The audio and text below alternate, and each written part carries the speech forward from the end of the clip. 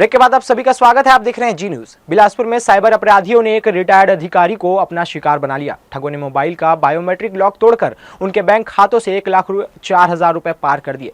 पीड़ित ने सरकंडा थाने में FIR दर्ज कराई है। आइए जानते हैं पूरा मामला। राजस्व कॉलोनी निवासी विनोद कुमार केशरवानी, जो आदिम जाति कल्याण विभाग से परियोजना प्रशासक के पद पर रिटायर हुए हैं, उन्होंने बताया कि उनका मोबाइल अचानक गर्म होने लगा। रात भर चार्जिंग में लगाने के बावजूद सुबह बैटरी पूरी तरह खत्म हो गई। उन्हें शक हुआ कि मोबाइल में तकनीकी समस्या है और वे मोबाइल लेकर सर्विस सेंटर पहुंचे। सर्विस सेंटर पर उन्हें नया सिम लेने की सलाह दी गई, लेकिन जब वे नया सिम लेने पहुंचे तो पता चला कि किसी ने उनके मोबाइल का बायोमेट्रिक लॉक तोड़ दिया है। इसी दौरान जालसाजों ने 5 अलग अलग बैंकों के खातों से कुल 1,04,000 रुपए निकाल लिए। घटना के बाद पीड़ित ने सरकंडा थाना पहुंचकर शिकायत दर्ज कराई। पुलिस ने मामला दर्ज कर जांच शुरू कर दी है। इस मामले में साफ है कि साइबर अपराधी लगातार नए नए हथकंडे अपनाकर लोगों को निशाना बना रहे हैं। विनोद कुमार ने बताया कि मोबाइल की असामान्य गतिविधि ही पहली चेतावनी थी। उन्होंने आम नागरिकों को सतर्क करते हुए कहा कि अगर मोबाइल अचानक गर्म हो, बैटरी तेजी से खत्म हो या कोई अनजान गतिविधि हो तो तुरंत सावधान हो जाए। ऑनलाइन मेरा 1,04,000 फ्रॉड हो गया है। इसके लिए बैंक के खाते पाँच बैंक से मेरे पैसा निकाल लिया। और पहले मोबाइल मेरा गर्म हुआ, उसके बाद में देखा तो चार्जिंग मेरा रात में 67 था, सुबह 0 हो गया। तो मुझे लगा कि कुछ गड़बड़ी है मोबाइल में, और सर्विस सेंटर गया। वहाँ वो लोग बोले कि आप सिम दूसरा ले लो।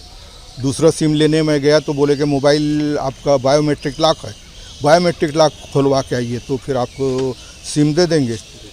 तो सिम फिर लिया मैं, और उसके बाद में फिर यहाँ आया था थाने में रिपोर्ट करने। उसमें ही बता रहे थे कि अगर आपका मोबाइल गर्म होता है और चार्ज उतर जाता है, मतलब आपके मोबाइल में फ्रॉड कर रहा है कोई, ऐसा मेरे को पता चला। फिलहाल पुलिस साइबर सेल की मदद से मामले की जांच कर रही है। अधिकारियों का कहना है कि डिजिटल लेन देन करते वक्त लोगों को ज्यादा सतर्क रहने की जरूरत है, क्योंकि थोड़ी सी लापरवाही भी आपकी गाढ़ी कमाई को पल भर में खत्म कर सकती है। जी न्यूज के लिए कैमरामैन गोपाल मौर्य के साथ मोहम्मद नासिर की रिपोर्ट। वन विभाग और पुलिस की संयुक्त कार्रवाई में देर रात शहर के बीचों बीच एक बड़ी सफलता हाथ लगी। लाखों रुपए की अवैध सागौन लकड़ी के साथ एक युवक को गिरफ्तार किया गया है। आरोपी युवक तवेरा कार में लकड़ियां भरकर कोयली बेड़ा से कांकेर की ओर जा रहा था। सूचना मिलते ही वन विभाग और पुलिस की टीम ने रात करीब 3 बजे घेराबंदी कर कार को रोका और जांच के दौरान अवैध सागौन लकड़ी की बरामद की। बरामद सागौन लकड़ी की अनुमानित कीमत लाखों रुपए बताई जा रही है। वाहन में लकड़ी को इस तरह छिपाया गया था कि सामान्यतः शक न हो, लेकिन विभाग की सतर्कता और गुप्त सूचना के आधार पर की गई इस कार्रवाई से तस्करों के मंसूबों पर पानी फिर गया। गिरफ्तार युवक से पूछताछ की जा रही है, जिससे अवैध तस्करी के नेटवर्क का पता चलने की उम्मीद है। वन विभाग के अधिकारी मौके पर मौजूद है और लकड़ी जब्त कर विधिवत कार्रवाई शुरू कर दी गई है। संभावना जताई जा रही है कि यह एक संगठित गिरोह का हिस्सा हो सकता है, जो लंबे समय से इस क्षेत्र में अवैध लकड़ी तस्करी में लिप्त है। वन विभाग ने जनता से अपील की है कि यदि उन्हें किसी भी प्रकार की अवैध गतिविधि की जानकारी हो तो वे तत्काल सूचना दे, ताकि इस पर सख्त कार्रवाई की जा सके। रतनपुर थाना क्षेत्र के ग्राम रानीगांव स्थित अभय ढाबा एवं रेस्टोरेंट की संचालिका चंद्रलेखा बरगाह पति संतोष गंधर्व ने कार्रवाई का भय दिखाकर 1,20,000 रुपए की अवैध वसूली कर ठगी की लिखित शिकायत पुलिस को सौंपी है। बीती 28 अगस्त की देर रात लगभग 12 बजे करीब 8 युवक उसके ढाबे पर पहुंचे और ग्राम मदनपुर का पंचायत सचिव बताते हुए 3 लाख रुपए की मांग की। ढाबा संचालिका के अनुसार युवक शराब के नशे में थे और लगातार दबाव बना रहे थे कि यदि तय रकम नहीं दी गई तो ढाबा बंद करा दिया जाएगा। जब पीड़िता ने आपत्ति जताई और कहा कि उसका ढाबा ग्राम रानीगांव की पंचायत सीमा में आता है, तब मुख्य आरोपी संतोष तिवारी ने दावा किया कि सीओ साहब स्वयं बाहर गाड़ी में बैठे हैं और उन्होंने ही पैसा मांगा है। घबराई हुई ढाबा संचालिका को आरोपियों ने बाहर ले जाकर कथित बिल्हा जनपद पंचायत के सीओ साहब के वाहन तक पहुंचाया। वहां आरोपी ने ऑनलाइन भुगतान की मांग की, लेकिन महिला ने बताया कि उसके पास केवल 1,20,000 रुपए नगद मौजूद है। इसके बाद दबाव डालकर नगद राशि ले ली गई। इससे पहले ढाबे पर हाथ से लिखी हुई एक नोटिस भी चिपका दी गई और कहा कि तुरंत रेस्टोरेंट बंद करो, वरना पुलिस बुलवाकर गिरफ्तार करा देंगे। महिला का आरोप है कि मुख्य आरोपी पंचायत सचिव संतोष तिवारी ने उसे आश्वासन दिया कि शेष रकम 15 दिन के भीतर देना होगा और पंचायत की ओर से इसकी रसीद जारी कर दी जाएगी। लेकिन जब अगले दिन पीड़िता ने ग्राम पंचायत मदनपुर से संपर्क किया तो चौंकाने वाला खुलासा हुआ कि इस तरह की कोई आधिकारिक रसीद पंचायत द्वारा जारी नहीं की जाती और न ही इस तरह की वसूली का कोई प्रावधान है। तभी महिला को अपने साथ धोखाधड़ी का और ठगी का एहसास हुआ। पीड़िता का कहना है कि ढाबे के अंदर की अधिकांश घटना सीसीटीवी कैमरे में कैद हुई है। हालांकि नगद राशि दुकान से दूर एकांत में आरोपी संतोष तिवारी ने अपने पास ली, जो कैमरे की कवरेज से बाहर था। इस पूरे मामले को लेकर पीड़िता ने थाना रतनपुर में शिकायत की, लेकिन कोई सुनवाई नहीं होने पर उन्होंने पुलिस अधीक्षक बिलासपुर को लिखित आवेदन देकर आरोपियों के खिलाफ कड़ी कार्रवाई की मांग की है। उसने स्पष्ट किया है कि 8 युवक संगठित रूप से उसे धमकाकर रकम ले गए, जिनमें पंचायत सचिव संतोष तिवारी को वह पहचानती है। घटना के बाद इलाके में चर्चा का विषय बना हुआ है कि पंचायत के नाम पर इस तरह की फर्जी वसूली संगठित तौर पर की जा रही है। ग्रामीणों का कहना है कि यदि समय रहते पुलिस कठोर कार्रवाई नहीं करती तो इस तरह की अवैध वसूली, धोखाधड़ी और ठगी के शिकार अन्य व्यापारी भी हो सकते हैं। मामले में रतनपुर पुलिस उच्च अधिकारियों के निर्देश पर मौके में पहुंच अपनी जांच कार्रवाई में जुट गई है। जी न्यूज़ के लिए कैमरामैन मनीष पाल के साथ आलोक अग्रवाल की रिपोर्ट। लाख कोशिशों के बावजूद शहर की ट्रैफिक व्यवस्था सुधारने का नाम नहीं ले रही है। फेस्टिव सीजन शुरू होते ही हालात और ज्यादा बिगड़ जाते हैं। ट्रैफिक पुलिस और नगर निगम को जानकारी होने के बावजूद इस दिशा में गंभीर प्रयास नहीं किए जा रहे हैं, जिसका खामियाजा आम नागरिकों को भुगतना पड़ रहा है। शहर में सबसे ज्यादा अव्यवस्था सिम्स अस्पताल के पास देखने को मिलती है। यहाँ 2 पहिया, 4 पहिया ऑटो और ठेले खोमचे बेतरतीब खड़े रहते हैं, जिससे लंबा जाम लग जाता है। इस जाम में न सिर्फ आम लोग बल्कि गंभीर मरीजों को लेकर आने वाली एम्बुलेंस भी फंस जाती है, जिससे उनकी जान पर बनाती है। बीच बीच में नगर निगम खाना पूर्ति करते हुए अभियान चलाया जाता है। इस दौरान बेजा कब्जा धारकों से विवाद तक की नौबत आती है, लेकिन जैसे ही निगम की नजर हटती है, हालात फिर से जस के तस हो जाते हैं और सड़कों पर अफरा तफरी का माहौल बन जाता है। ट्रैफिक पुलिस की उदासीनता भी इस समस्या को और बढ़ा रही है। आज अस्पताल जैसे असंवेदनशील क्षेत्र की व्यवस्था दुरुस्त करने की जिम्मेदारी निभाने के बजाय अधिकारी लापरवाही बने हुए हैं। नतीजा यह है कि ट्रैफिक जाम की समस्या शहर भर में विकराल रूप ले रही है। शहरवासी बार बार मांग कर चुके हैं कि ट्रैफिक व्यवस्था सुधारने के लिए स्थायी समाधान निकाला जाए, लेकिन नगर निगम और ट्रैफिक पुलिस की लापरवाही के चलते हालात और बदतर होते जा रहे हैं। अब लोगों की उम्मीद प्रशासन से ठोस कार्रवाई और सख्त अमल की है। पुलिस महकमे में अनुशासनहीनता बर्दाश्त नहीं की जाएगी। इसी सख्त संदेश के साथ एसएसपी ने रतनपुर थाना प्रभारी को निलंबित कर दिया है। लगातार मिल रही शिकायतों और नियंत्रण में लापरवाही के चलते यह कार्रवाई की गई है।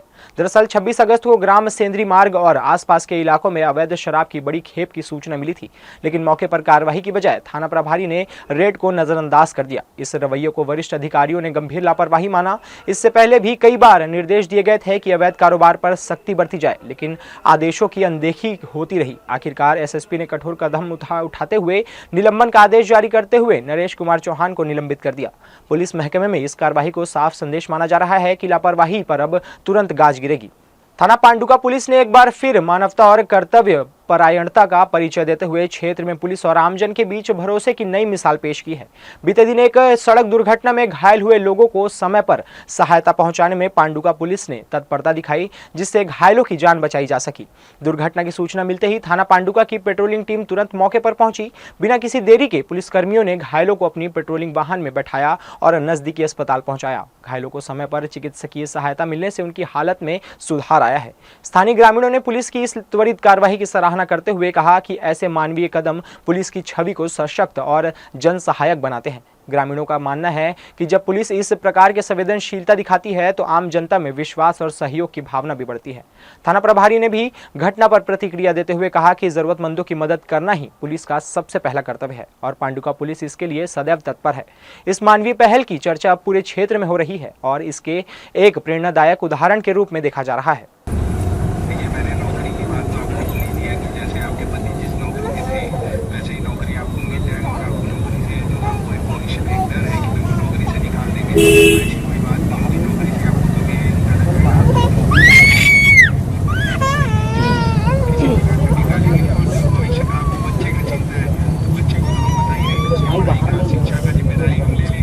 त्योहारों के मौसम में यात्रियों को कंफर्म बर्थ की सुविधा देने रेलवे ने बड़ा कदम उठाया है। पुरी से उधना और उधना से पुरी के बीच पूजा स्पेशल ट्रेन चलाई जाएगी, जिससे यात्रियों को सफर में राहत मिल सकेगी। यह ट्रेन 22 सितंबर से 25 नवंबर तक चलाई जाएगी। हर सोमवार पुरी से और हर मंगलवार उधना से ट्रेन का परिचालन होगा। इससे त्योहारों में यात्रियों की अतिरिक्त भीड़ को नियंत्रित करने में मदद मिलेगी। पूजा स्पेशल ट्रेन का ठहराव बिलासपुर, रायपुर, दुर्ग और गोंदिया सहित कई प्रमुख स्टेशनों पर रहेगा। इससे न सिर्फ लंबी दूरी के यात्रियों को सुविधा मिलेगी, बल्कि मध्य भारत के कई जिलों में के लोगों को भी फायदा होगा।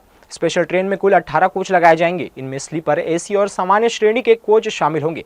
यात्रियों को कंफर्म बर्थ मिलने की संभावना बढ़ जाएगी और भीड़-भाड़ से राहत मिलेगी। रेलवे प्रशासन का कहना है कि त्योहारों में भारी भीड़ को देखते हुए यह निर्णय लिया गया है। यात्रियों की सुविधा और सुरक्षित सफर सुनिश्चित करने के लिए सभी आवश्यक इंतजाम किए गए हैं। छत्तीसगढ़ आंगनबाड़ी कार्यकर्ता सहायिका संघ ने लंबे समय से अपनी समस्याओं को लेकर सरकार के खिलाफ मोर्चा खोला है। कार्यकर्ताओं ने प्रधानमंत्री, मुख्यमंत्री और महिला एवं बाल विकास मंत्री को संबोधित ज्ञापन सौंपकर सम्मानजनक वेतन, पेंशन और बुनियादी सुविधाएं उपलब्ध कराने की मांग की है। संघ ने कहा कि 1975 से आंगनबाड़ी केंद्रों में सेवाएं दे रही कार्यकर्ता और सहायिकाएं आज भी न्यूनतम मजदूरी तक की हकदार नहीं बन पाई हैं। 50 साल पूरे होने के बावजूद उन्हें न तो स्थायी कर्मचारी का दर्जा मिला और न ही स्वास्थ्य बीमा, पेंशन जैसी सुविधाएं दी गई। इससे हजारों महिलाएं आर्थिक असुरक्षा में काम करने को विवश हैं। आंगनबाड़ी कार्यकर्ताओं का कहना है कि देश भर में लगभग 27 लाख आंगनबाड़ी कार्यकर्ता सहायिकाएं कार्यरत है। वे जन जन तक पोषण, स्वास्थ्य और शिक्षा योजनाओं को पहुंचाने का काम कर रही हैं, लेकिन इसके बावजूद उनका शोषण हो रहा है। संघ का कहना है कि सरकार योजनाओं के सफल क्रियान्वयन का श्रेय तो ले लेती है, मगर इन कार्यकर्ताओं को उनका हक तक नहीं देती है। कार्यकर्ताओं ने मांग रखी है कि उन्हें न्यूनतम 26,000 मानदेय और सहायिकाओं को 18,000 प्रति माह दिया जाए। इसके अलावा सेवानिवृत्त पर पेंशन, बीमा सुरक्षा और मृत कर्मचारियों के परिवार को आश्रित नौकरी की गारंटी दी जाए। साथ ही डिजिटल सुविधा, स्वास्थ्य जांच और आवास जैसी बुनियादी जरूरतों को पूरी की जाए। संघ ने चेतावनी दी है कि यदि मांगों पर सहानुभूतिपूर्वक विचार नहीं किया गया तो आगामी 19 तारीख को वे उग्र आंदोलन करने पर विवश होंगे। कार्यकर्ताओं ने कहा कि प्रदेश भर से आंगनबाड़ी कार्यकर्ता मंत्रालय का घेराव करेंगे। इसके तहत धरना, रैली और चरणबद्ध हड़ताल की रूपरेखा तैयार की जा रही है। फिलहाल सरकार और कार्यकर्ताओं के बीच इस मुद्दे को लेकर टकराव की स्थिति बनी हुई है। जी न्यूज के लिए राकेश खरे के साथ प्रियंका सिंह की रिपोर्ट। बिलासपुर शहर में गणेश चतुर्थी के अवसर पर हर क्षेत्र में आकर्षक पंडालों में भगवान गणेश की प्रतिमाएं विराजमान कराई गई है। इसी कड़ी में तोरवा पावर हाउस के पास स्थित जय श्री गणेश उत्सव समिति ने भी इस बार बेहद सुंदर और विशेष प्रतिमा की स्थापना की है, जो लोगों के आकर्षण का केंद्र बनी हुई है। समिति के सदस्य अमन श्रीवास ने जानकारी देते हुए बताया कि यहाँ पिछले 6 वर्षों से गणेश प्रतिमा विराजमान की जा रही है। शुरुआती दौर में छोटे बच्चों के द्वारा छोटी प्रतिमाओं से शुरुआत की गई थी, लेकिन समय के साथ यह परंपरा और भव्य रूप ले चुकी है। हर साल समिति के सदस्य और स्थानीय लोग मिलकर पंडाल को खास स्वरूप प्रदान करते हैं। हमारी समिति का नाम जय श्री गणेश उत्सव समिति है। पहले हमारे ग्रुप के जितने छोटे छोटे भाई थे, जो अभी बड़े हो चुके हैं, सब पहले साड़ी से बैठाते थे यहाँ पे। फिर उसके बाद में धीरे धीरे हम लोग सब सपोर्ट से सब एकजुट हुए। उसके बाद सपोर्ट मिला सबका। फिर दुकान में, एक दुकान है इधर पे, दुकान में बैठाना चालू किए। उसके बाद धीरे से फिर आप चौक में आए, फिर पंडाल लगाना चालू किए। फिर हमारी समिति और बड़ी होती गई। फिर सबके सहयोग से, और हमारा सबसे बेस्ट पीयूष भाई, इसके सहयोग से हमारा और मतलब भव्य होता गया हमारा पूजा पाठ। और अभी चल रहा है, इस साल ये 6वां वर्ष है हमारा, और आगे सबके सपोर्ट से और माता रानी करवाएंगे हर चीज अच्छा। इस बार की प्रतिमा की विशेषता यह है कि गणेश जी को कृष्ण स्वरूप में विराजमान कराया गया है। यह प्रतिमा किसी बड़े कारीगर ने नहीं, बल्कि स्थानीय युवा कलाकार पीयूष सिंह राजपूत ने तैयार की है। खास बात यह है कि पीयूष ने मूर्ति कला की कोई औपचारिक शिक्षा नहीं ली, बल्कि खुद देखकर और अभ्यास कर इस कला को सीखा है।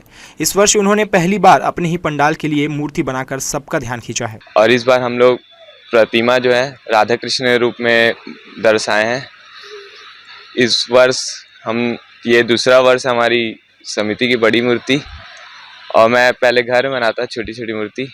अब भैया लोग के सपोर्ट से, भैया लोग के, हमारे समिति वाले भैया लोग के सपोर्ट से, सबके सपोर्ट से हुआ है, उनके कारण बना पा रहे हैं हम लोग। युवाओं की यह पहल न केवल कला के प्रति उत्साह दर्शाती है, बल्कि लोगों को धार्मिक और सांस्कृतिक रूप से जोड़ने का भी काम कर रही है। प्रतिमा देखने बड़ी संख्या में श्रद्धालु पहुंच रहे हैं और इससे खूब सराह रहे हैं। इसके साथ ही समिति के युवाओं ने धर्म जागरूकता को लेकर भी एक अनोखी पहल की है। पंडाल के बाहर एक स्लग लिखकर लोगों को यह संदेश दिया गया है कि दूसरों के धर्म की आलोचना करने के बजाय अपने धर्म को श्रेष्ठ बनाने की दिशा में काम करना चाहिए। इस संदेश से लोगों को धर्म के सही अर्थ और महत्व को समझाने की कोशिश की गई है। जय श्री गणेश उत्सव समिति के युवाओं का यह प्रयास पूरे क्षेत्र में चर्चा का विषय बना हुआ है। स्थानीय लोग और श्रद्धालु इस भव्य आयोजन में शामिल होकर न केवल गणपति बप्पा का आशीर्वाद ले रहे हैं, बल्कि युवाओं की सोच और उनके संदेश को भी अपनाने की प्रेरणा पा रहे हैं। जी न्यूज के लिए कैमरामैन राकेश खरे के साथ प्रियंका सिंह की रिपोर्ट। गणेश चतुर्थी का पर्व आते ही बाजारों में मोदक की खास रौनक देखने को मिल रही है। धार्मिक मान्यता है कि गणेश भगवान को मोदक अति प्रिय है। इस वजह से भक्त बड़ी संख्या में मोदक की खरीदारी कर रहे हैं। इस बार बाजार में तरह तरह के फ्लेवर और वैरायटी के मोदक उपलब्ध हैं, जो लोगों के आकर्षण का केंद्र बने हुए हैं। बाजारों में चॉकलेट, नारियल, खोवा, पान और ड्राई फ्रूट से बने अलग अलग स्वाद के मोदक उपलब्ध हैं। दुकानदारों का कहना है कि इस बार ग्राहकों की मांग को देखते हुए पारंपरिक स्वाद के साथ साथ नई वैरायटी भी पेश की गई है। खासतौर पर बच्चों और युवाओं में चॉकलेट मोदक की काफी मांग देखी जा रही है। कीमतों की बात करें तो खोवा और नारियल के मोदक 400 से 500 रुपए प्रति किलो तक बिक रहे हैं। वहीं काजू से बने मोदक सबसे महंगे हैं, जिनकी कीमत 800 रुपए किलो तक पहुंच गई है। इसके बावजूद भक्तों में इनकी खरीदारी को लेकर खासा उत्साह देखने को मिल रहा है। मिठाई दुकानों पर भीड़ का आलम है यह है कि लोग सुबह से ही मोदक खरीदने पहुंच रहे हैं। दुकानदारों के अनुसार गणेश चतुर्थी के पहले दिन से लेकर पूरे उत्सव के दौरान मोदक की मांग सबसे ज्यादा रहती है। यही कारण है कि हर दुकान पर मोदक विशेष आकर्षण का केंद्र बने हुए हैं। भक्तों का मानना है कि गणेश भगवान को प्रिय भोग मोदक अर्पित करने से उनकी कृपा प्राप्त होती है। इसी आस्था और विश्वास के चलते शहर के बाजारों में मोदक की बिक्री चरम पर है और यह परंपरा हर वर्ष गणेश चतुर्थी पर विशेष रंगत बिखेर देती है।